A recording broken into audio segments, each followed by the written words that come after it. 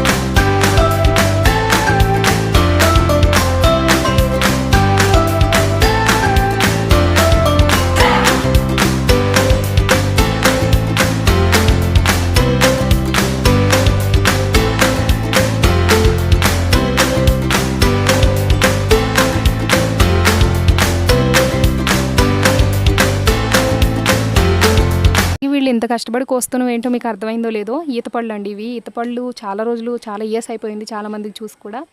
ఇవి కూడా నేను తెచ్చేసుకున్నాను. సో రేపటి వీడియోలో మళ్ళీ మీట్ అవుదాం. బాయ్.